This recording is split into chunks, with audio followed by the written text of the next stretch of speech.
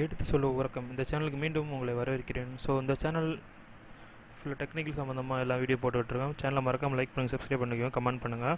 So இப்போ நம்ம பார்க்க போகிற பார்த்தீங்கன்னா Lenovo Ideapad 330Sக்கு வந்து பார்த்திங்கன்னா ரேம் அப்கிரேட் பண்ணுறது 4GB ரேமு.